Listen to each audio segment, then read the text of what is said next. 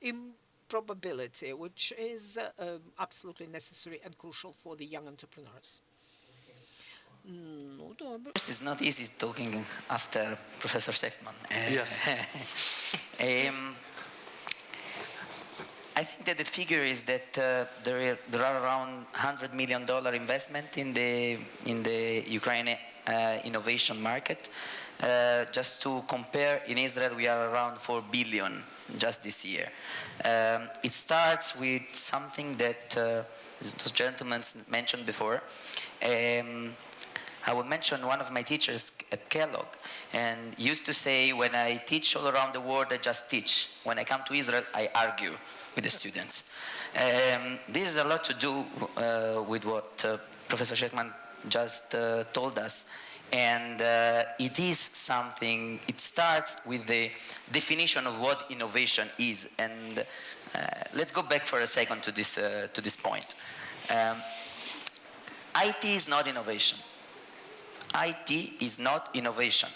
Regardless what we tell ourselves, we tend to define in the venture capital industry between enabling technologies and technology-enabled operations. And those are two different words. And what do I mean?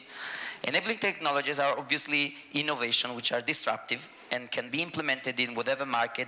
They know no boundaries, no geography, and so on.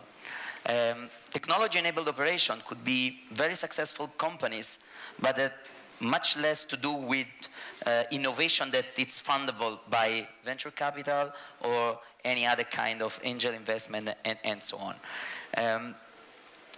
In order to build an enabling technology, you need a lot of what we call in Israel chutzpah, a kind of attitude to challenge everything, to challenge assumption, to challenge the boss. And the story that Professor Sheckman told about the engineer that goes to the app, I can tell you something about one of the companies we invested in, 26-year-old guy. He served in the Israeli army as an intelligence officer in the Golan Heights. And when he was probably 20, he came to his commander saying, "Hey guys, we are not working properly. So in the night, instead of sleeping, I wrote some code. Please try it." And after a few hours, generals from all the levels were looking at his code and trying to understand how come a 20-year-old soldier solved some problems that no one solved before him. Now, the story is much longer, but at the end of the day, this guy today, at the age of 26, 27, is building his own startup, and he is working with some of the major security companies in the world.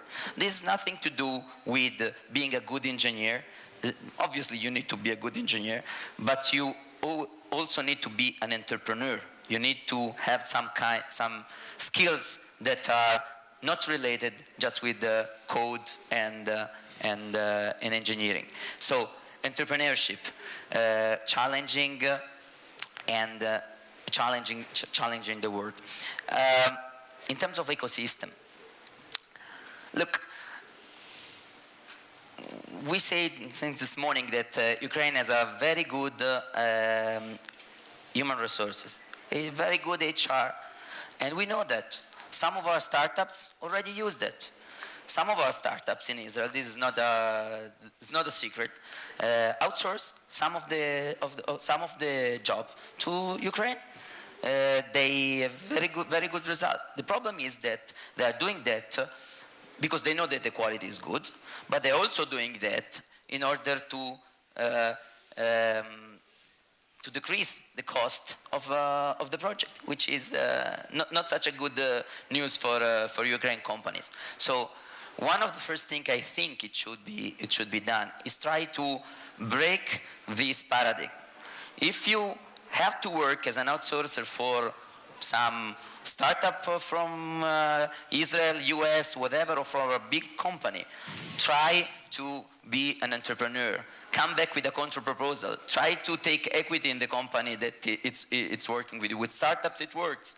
I know of Israeli startups that spend way too much of what they can afford in order to do that. They would be happy to give you some equity. Try to be part of some success stories that are being developed today abroad. And you have the skills to do that. In Europe, many other countries have the other problem. They don't have those skills. So if they want to invent an innovation segment, they don't have where to start from. You do have. So use it. What? Tea from the floor. Yes, you mentioned the automotive industry. So let me tell you a very short story. As a matter of fact, we invested in an Israeli startup, 4 people, that are dealing with all those data coming from manufacturer. They are talking and working with all the major car manufacturers in the world. 4 kids in Israel. Now, you won't build HP in a couple of years, you won't build Microsoft in a couple of years, and you won't be nor Intel nor IBM.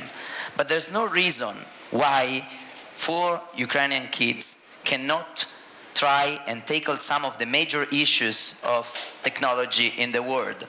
There is no reason why 4 Israeli kids can work with all those major manufacturer cars, with no legacy history of automotive industry in Israel. We know nothing about cars besides the fact that we drive. And yet, we have the chutzpah, again, to come to Volkswagen, to Toyota, to Mercedes engineers and tell, hey guys, probably we can solve something you didn't. So this is what I think you should focus. If you think that you will build in a couple of years those giants, no.